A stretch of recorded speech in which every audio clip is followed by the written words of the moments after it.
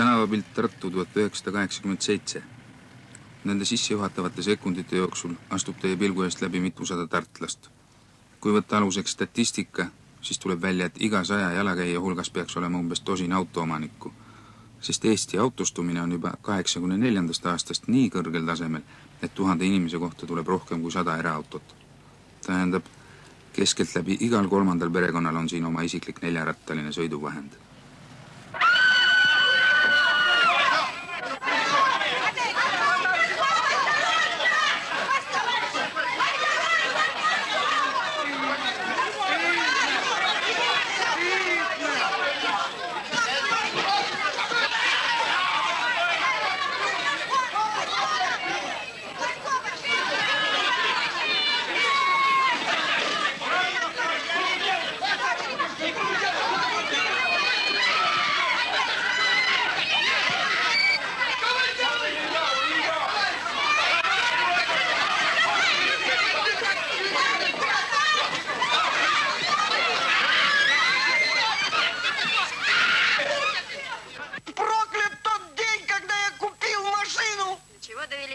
Будь проклят тот день, когда я вступил в этот проклятый кооператив! Да успокойтесь, пожалуйста. Будь проклят этот проклятый гараж! Все, был музыкант. Будь проклята эта проклятая!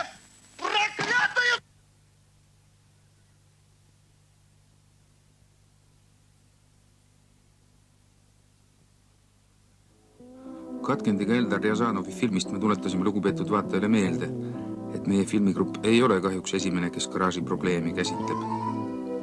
Küll aga tahaksime 8 aastat pärast tulev tõsise naljafilmi esilinastust märkida, et Eesti ja sealhulgas Tartu autostumine ületab liidu keskmise üle 2,5 korra ja autosid tuleb aina juurde.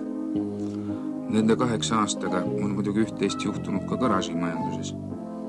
Näiteks kaugel linnapiiril on valminud see kaasaegne ja moodne plekkgaraaži kooperatiiv, mille imetlemist me just õpetame. Üks juurde ei ole ehitatud ka veel moodsamaid ja soojamaid eragaraaže, muidugi koos eramajadega.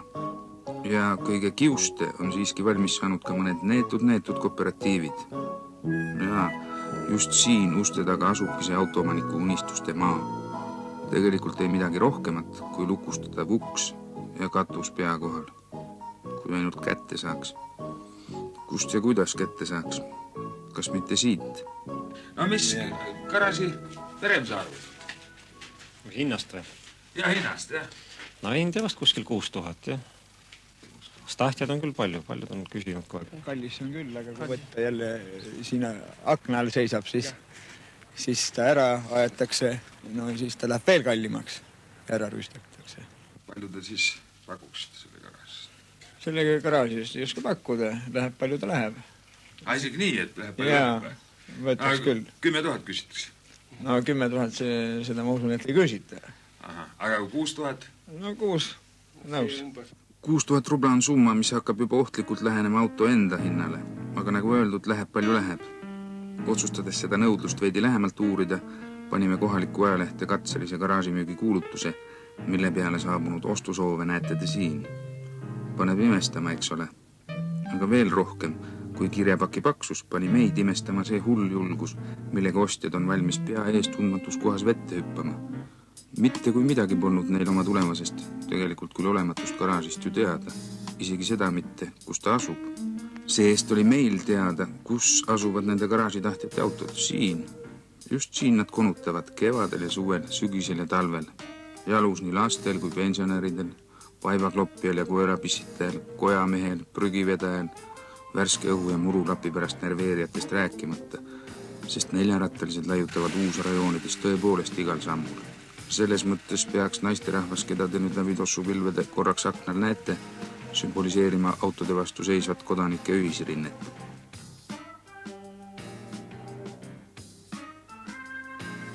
Kevad, suvi, sügis, talv, talvine auto ja autoomanik peaksid tegelikult äratama kaastunnet.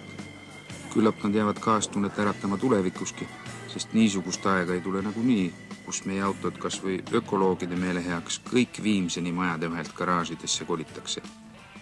Nagu te isegi aru saate, ei valmistanud meie operaatorile nende kaadrite tabamine erilisi raskusi.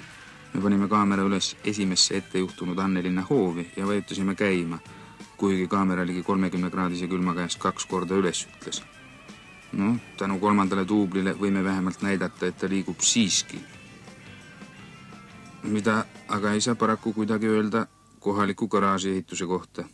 Võtame kas või ühe näite. See siin on kooperatiiv Kuuse. Selle garaaži ehitust ja Tartu Peetri kiriku ehitust, mis ehitati 2 aastaga üles, minge vaadake mälestustahvel, ta on ajalooline mälestustahvel on seina peal. Ta on ehitatud 2 aastaga ülesse, aga see garaaž on 10 aastat ehitatud ja meid ei ole veel vasta võetud meil. Jah, ei võetagi, jah. Ja seda ei võeta ka vist vasta. Ei saa, siin ei ole sellest Mis see ehitaja ei ole huvitatud? Siis kui ehitati, siis ehitati teda niivõrd halvasti ehitati. Ehituskvaliteet oli niivõrd halb, et oli kohe halb. Meil on paljud asju raha eest, oma kasumi jaoks tehakse ära. Ja alati ole vaja ka projekt, kui keegi näitus niisugused asjad, mõni näidab, et on võimalik teeni ja Tartu linnas garaažide saamine on teate väga raske või isegi öelda see üliraske ja mis siis mitte. Sellepärast, et tohutu korralagedus on siin praegu. No see voolukorjamine, see käib kuidagi moodi, aga näiteks me ei maksa renti ka, tegelikult praegu ei maksa midagi. Ta on nagu teile on ta, ei ole kasulik, ta on ühiskonnale ka ei ole kasulik. Ei ole kasulik, ma ütlengi täitevkomitee, pidevalt käime, eks ole, täitevkomiteest. Palju asju meil on ju Tartu linna täitevkomitee ei ole võimeline. Näiteks majad on vastu võetud, aga eakorrastust ei ole. Nii, nüüd küsime, kus on Tartu linna täitevkomitee? Inimene küsib, meie vastame. Tartu linna täitevkomitee on endiselt vana koha peal, Raekojas. Siin samas kõrvalmajas asub ka täitevkomitee kommunaalmajandusosakond. Me kuulame osakonna juhatajat Rein Kamsi ja juristi Silvi Lille. No praegu Anneli näiteks 10 aastat. 75 on meil veel rahuldamata. Kes 75. aasta lõpul on näiteks järjekorda pannud, on praegu rahuldamata. Ja põhiline, kes on, see on Annelinna rahvas. Ja ta muidugi ei kata kaugeltki neid vajatusi. Täitevkomitee otsused, mis meil nüüd vastu on võetud, nendel ei ole taga reaalset katet. Lihtsalt täitevkomitee on sunnitud ikkagi vaatama küsimusele sellest seisust, mis on linna elus momendil kõige tähtsam küsimus lahendada. Garaaži defitsiit on ikkagi linnas väga suur. Praktiliselt näiteks 79. aastast alates Anne 1., 2. ja 3. mikrorajooni me oleme ehitanud, komplekteerinud ainult 84 kohta selle tohutu rajooni peale. Üks probleem näiteks on see ehitusmaterjalidega varustamine. Kooperatiivgaraažide ehituseks ei ole eraldatud mitte mingeid limiite täitevkomiteele. Garaaži ehituseks, mingeid ehitusmaterjale. Kui näiteks elamu ehituseks on võimalus saada ehituslimiite, jagatakse keskküttekatlaid, kive, metsamaterjali, siis garaaži kooperatiivile niisugust soodustust tehtud ei ole. Iga kooperatiivi juhatus peab vaatama, kust ta selle materjali saab. Kas Rebas tänava baasist ostab sularaha eest.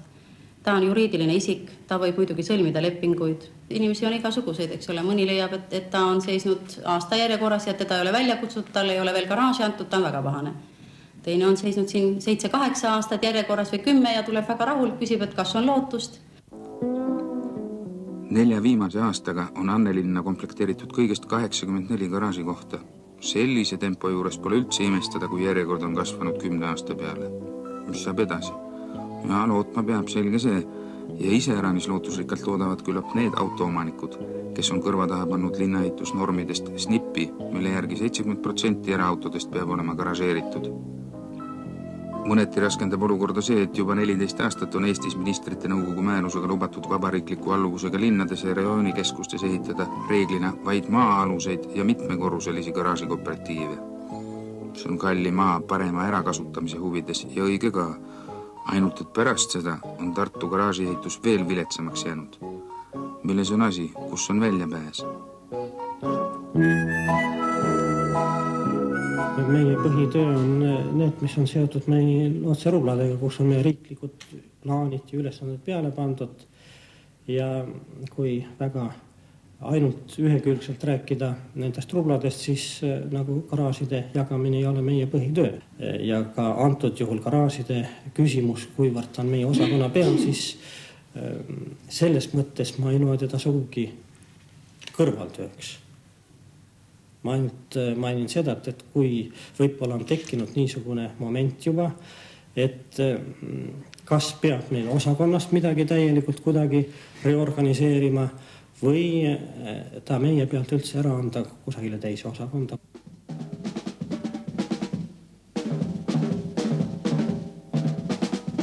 Ei, siin majas see mõni teine osakond küll ei asu, kellele kommunaalosakonna juhataja tahaks oma, mitte põhitöö, aga ka mitte kõrvaltöö, ühesõnaga terve selle garaaži jamanduse üle anda. Nendes majades elavad need inimesed, kes ükskord aknast välja vaadates avastavad, et on tekkinud hoopis niisugune moment, et kallis sõiduriist on lageda taeva all jõudnud sinna staadiumi, et on viimane aeg ta kas kohe maha müüa või otse prügimäele sõidutada või õnneks on üks võimalus veel. Põhitalvel kuigi palju käib, aga võib-olla kuskil 600-700 rubla vast või. Ei oska nagu täpselt ütelda, aga umbes vast selle ringi vast läheb. Aga kui see auto oleks seisnud garaažis? No ma arvan, et vähemalt 1/3 oleks olnud asi parem. Summa oleks vast väiksem olnud siis, nii palju. Meie teadlased mõõdame korrosioonikiirust niisuguste plaatide abil. Ette siin on parajasti korrosioon söönud lokaalselt seda plaati. Ja need plaadid me kinnitame siis autode erinevate sõlmede külge ja saame vastavad korrosioonikiirused. Siin joonisel on näidatud korrosioonikiirus, see on sellel teljel aasta lõikes, siin on talveperiood, siin on suvi, siin on siis sügis. Ja kui me vaatame nüüd garažeerimata auto korrosioonikiirust, see on see punane kõver siin meil, siis me näeme, et see erineb garažeeritud auto korrosioonikiirusest üsna palju. Seda kujutab see must kõver siin. Erinevus on kusagil 3 korda. Auto korrosioonikiirus garažeerimata ekspluatatsioonil on 3 korda intensiivsem kui garažeeritud autol. Kui me nüüd arvestame seda, et iga auto korrosiooni kahjum on aastas keskmiselt 100 rubla ja meie vabariigis on 170 000 kergesõiduautot, siis aastane kahjum võib ulatuda 17 miljoni rublani. See ei väljendu mitte ainult rublades, vaid väljendub ka tonnides metallis, tonnides värvis, mis on väga vajalikud rahvamajanduse teistes harudes. Seda, mida me raiskame korrosiooni kahjustuste korvamiseks. Kui arvestada nende korrosioonikiiruse vahet garažeeritud ja garažeerimata autol, siis ilmneb, et kui meie auto oleks garažeeritud, siis iga aasta võiksime saada kuni 10 miljonilise majandusliku efekti. See on meie Eesti NSV-s, jah. Kui arvestada Nõukogude Liidu mastaabe, siis see efekt on veelgi suurem, seepärast et Nõukogude Liidus on kusagil ligi 200 miljoniline rublane kahjum autode korrosiooni tõttu aastas. Nii arvas Informatsiooni Instituudi professor Rein Metsik. Miljoneid sai ta kokku nii palju, et ei julge päevavalgel mõteldagi. Sellepärast tulevad siia vahele öised kaadrid, kus loetakse väiksemaid rublasid, 1000. Muide, järgmise intervjueeritava tabasime autost just siis, kui ta pärast 2 nädalast sundpausi jälle rõõmsalt rooli taha sai istuda. See oli kella 6:30. Läks tähtne juht? Jah, nagu tavaliselt. Vaatad ikka aknast alla, kas oma pilli on alles või ei ole. Vaatasin korra, ei uskunud silmi, võib-olla unine, püükisin silmasid, vaatan teist korda pole. Siis jooksid jälle? No riietasin kähku ja jooksin alla, et võib-olla on nurga taha, et... Aga ei ole. Kahjuks jah, ei leidnud.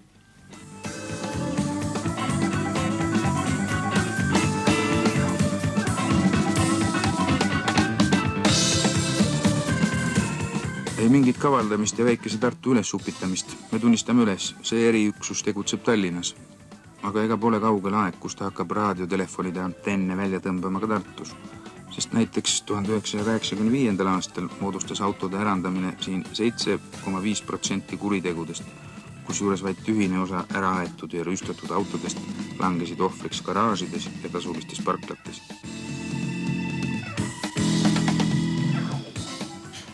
Kedagi süüdistada ka selle juures oskab? Antud juhul mitte kedagi. Ainult varga poisse. Aga kui oleks garaažis olnud? Noh, siis ei oleks ta võib-olla aetud. No palju praegu kokku maksma läheb? Noh, oma andmete järgi 2 vähemalt, 2000. Selle eest oleks juba võib-olla saanud garaaži hakata ehitama? Igal juhul. Oleks võinud hakata? Noh, seisan järjekorras. Ammu? Noh, 2 aastat juba. Ja mitmenda koha peal? Noh, 5000. Ja välja vaated? No loodan. Inimestel raha oleks, et garaaži ehitada, aga lihtsalt nende funktsionääride süüks tuleb seda panna vist. Me saame ju kõik aru, et koos uute elamurajoonidega tuleks välja ehitada ka garaažid seal, aga nüüd tuleb valida, kas ehitada siis garaaži või ehitada kauplused, sest kui palju vabariigis on ehitusvõimsusi, seda me teame ja rohkem me ei jõua teha ka. On meil piiratud nii ehitusvõimsused, ehitusmaterjalid ja tuleb täita teisi tähtsamaid. Tuleb ehitada koolimaju, lasteaedasid, samades uutes elurajoonides, kaubandusteenuse ehitusi, rääkimata muidugi elamutust endist. Need olid Vabariigi ehituskomitee osakonna juhataja seltsimees Leesmendi ja Tartu peaarhitekti seltsimees Kivi mõttekäigud, mis polnud meile paraku uudiseks. Küll aga oli uudis see, mis juhtus siis, kui olime lehte pannud veel ühe kuulutuse, seekord garaaži ehitajate otsimise kohta. Ma helistan teile selle ajale kuulutuse peale. Suurepärane. Meil on selline 3-meheline brigaad olemas. Kõik on pensionärid. No ütleme, kui kevadel alustada, mis te arvate, kaua see võtab? No, suvega teeks iga 2 tükki ära. Ja, palun. Võib-olla saame see firmaga teha. Põhimõtteliselt ma olen üliõpilane. Ja ma usun, et sellest olete aru saanud, et üliõpilasi on kole palju ja kui nii kuskil midagi teha on võimalik, siis nad tulevad ja teevad hea meelega. Varjatud ehitusvõimsused andsid endast tungivalt märku. Aitab. Meie telefon oli 2 tundi punane. Pärast seda me enam toruhargilt ei tõstnud, me läksime ja kuulasime, mis peaarhitekt edasi räägib. Annelinnaga on olukord planeerimisprojektis või paberi peal muidugi võib-olla ühelt poolt kõige selgem, aga teiselt poolt kõige komplitseeritum. See punane on ehitamata garaažid, Need punased garaažid on ja kõik ehitamata. Seni oleme me suutnud Annelinnas autosid garaažidesse panna ainult esialgu 1-korruselise hoonestusega, see on palju aastaid tagasi. Tänaseks on ehitatud ka esimesed 2-korruselised kooperatiivgaraažid. Siin on oma kätt proovinud ka Tartu ehitusteenindusvalitsus.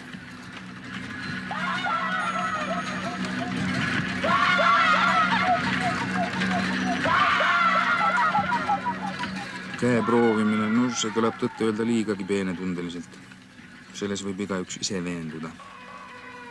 Lisaksime siia kommentaariks vaid paar lauset ehitusteenindusvalitsuse praeguselt juhatajalt, kes muide nendest oma eelkäija kogemustest õppust võttes on teinud vastavad järeldused. Juhataja seltsimees Seesmaa ütles selle ajaloolise ehituse müüride vahel muu hulgas järgmist. Ma ei usu, et seda ehitist inimesed. Me oleme ennast nende garaažikooperatiividega niivõrd põletanud ja kõrvetanud tänu sellele, et me ei ole suutelised ja ei oska seda tööd organiseerida nii nagu vaja. Siis me pigem praegusel momendil loobume sellest. Olukord nii Tartu linnas kui terves meie vabariigis oli selline, et kõige kõrgemal tasemel oldi veendunud ja seda öeldi meile päris julgelt ja kõva häälega ka välja, et aeg ei ole veel küps ehitusorganisatsioonide jõudude kulutamiseks garaažide ehitamisel. Tundub, et käesoleval murranglusel ajal on ka selles küsimuses seisukohti korrigeeritud. Ja mul oli tõesti ootamatult, aga äärmiselt hea meel, kui ma kohtusin Tartu ehitustrusti juhatajaga täitekomitees aseesimehe juures ja ta näitas üles siirast huvi kõige lähemas tulevikus esimesel võimalusel hakata Tartus ehitama mitmekorruselist suurt eraautode garaaži, kooperatiivgaraaži. Tartu ehitustrustile on ette nähtud käesoleva aasta plaanis osutada elanikele tasulisi teenuseid. Nende tasuliste teenuste täitmiseks on planeeritud ehitada Annelinna Räpina maantee äärde 2-3 korruselist kooperatiivgaraaži. No kuna see on täismonteeritav karkasspaneelehitus, siis loodetavasti hange karkassi osas ja paneelide osas meie tööd ei takista ja sellisel juhul meie taha asi pidama ei jää. Selge, aga igaks juhuks nüüd veel üks telefonikõne linnapea arhitektile. Halloo. Minu jaoks on põhiküsimus üldse see, kas üldse seda garaaži tuleb. Sest et ma ütlen seda, et eile sai mulle selgeks, et näiteks Veerikule ei tule kauplust.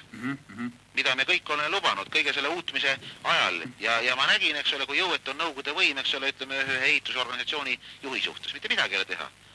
Kuna ma teie lehest lugesin, et Nõukogude Liidus on maffiad olemas, siis mina ütleksin, et kui mujal maffiat ei ole, siis ehitussüsteemis on maffia olemas. Miks ma pean arvama nüüd, et ehitustrusti juhataja sõna on ausam kui elamukombinaadi direktori sõna või juhataja sõna? Kuhu pole me selle filmi siis keerame? Ei, no ega siis meil pole praegu alust, tähendab ikka iga inimene on isik, eks ole. Meil pole alust praegu mingil määral arvata, et ehitustrust alt veab meid. Nii et ikka tuleb siis garaaž? Jah, no loodan, mina loodan.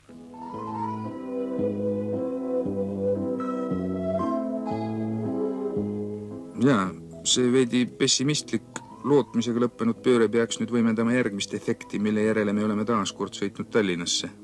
Te näete mitte kavatsetavat, planeeritavat, projekteeritavat või komplekteeritavat garaažikooperatiivi, vaid juba olemasolevat ja käega katsutavat. Selle esimees on Härm Ruuse.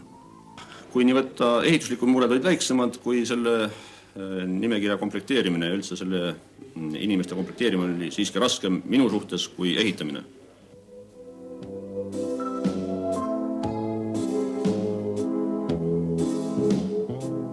Kui minu kui ma hakkaks uut garaaži ehitama, siis ma lepiks juba kokku täitekomiteega, kui see annab leppida, et antaks minul võimalusi rohkem minu sõna sekka öelda ja valida oma äranägemise järgi oma initsiatiivgrupp kas või 1/3 selle kollektiivi osast.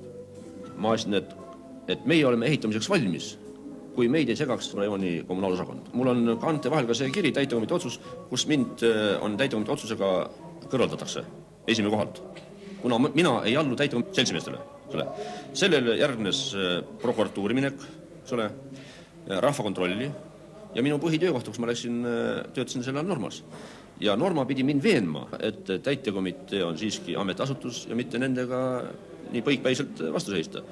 Mina ütlesin, et mina ei puikle midagi, et mina ajan oma õiget sirget joont, et nii nagu see prokuratuur ütles mulle, et ma võtvad seltsimehi siia altkäemaksu alusel. Ma ütlesin, et te hakkate pooma ennem, kui ma üldse midagi ehitama hakanudki. Ma pole veel ehituslubagi saanud, aga te juba mind karistate. No võt, ja siis, kuna ikkagi meil oli juba moodustatud siin garaaži kooperatiiv ja ikkagi lõppsõna ütleb garaaži üldkoosolek, kas mind vallandada või mitte. Ja ma polnud oma õiget palet veel saanudki näidata. Ma olin ainult 2 aastat ainult paberite näol. Ma leian, et iga ellu rakendaja või tegija mehe, ütleme, tema tegu näeb siiski paistab välja tema ehituses ja tegevuses, mitte ainult jutus ega paberi peal. Kui me suudame siiski usaldada garaažikooperatiivi esimehi ja neid täitekomitee poolt toetada, mitte neid hukka mõista, siis saavad iga garaaž saab valmis ette nähtud, mis tal on aeg antud. Olen kuulnud, et garaaž ehitatakse ka praakpaneelidest ja plokkidest, kuid meie siin ei saanud kasutada ühtegi praakdetaili, sest siin on projektis ju ette nähtud siiski spordiväljak. Paluks tähele panna, et tegemist ei ole mitte ainult korvpalliväljakuga, vaid ka tenniseväljakuga, mida ümberkaudsed inimesed saavad kasutada. Suvelu ilmitsevad siin viinapuväedid. Mulda pandi nad kohe, kui spordiplats pidulikult avati. Piduhetkedest on meil kasutada 2 fotot, aga see, mis neile eelnes, kõik need kümnete ja kümnete uste kulutamised, selgitamised, augupähe rääkimised, õigustamised, agiteerimised. Ühesõnaga see närvikulu jääb meil tabamata. Me võime vaid imetleda selle võidukalt lõppenud heituse vilju ja panna kõrva taha Härm Ruuse elukogemuse. Tuli selgitada tõesti, et need 2 boksi on vajalikud selle puhkeruumi tarbeks, mitte edaspidiseks garaažibokside välja müümiseks.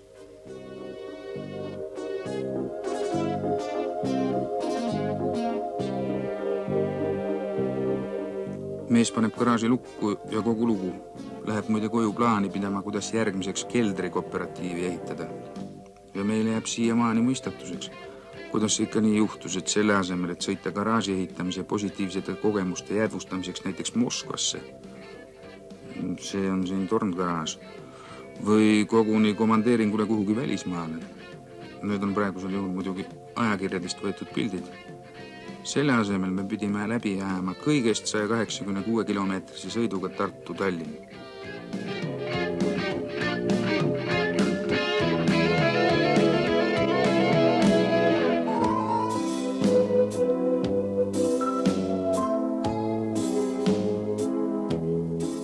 See väljaspool stsenaariumi võtteperioodi käigus päevakorda kerkinud Tartu esimene torngaraaž tuleb siis siia, kui tuleb. Me anname endale muidugi aru, et garaaži ehitus ei ole meie elus tingimata see kõige tähtsam. Igaühele me garaaži ei küsigi. Oleksime võinud oma filmi vändata ka mõnes teises linnas, kus samuti jätku kauplusi ja koolimaju, lasteaedu ja teenindusasutusi, postkontoreid ja polikliinikuid ja garaaže, kus juures probleemi lahendus ei ole mitte täna meil korduvalt jutuks olnud lootmisest, vaid ju ikka tegutsemisest.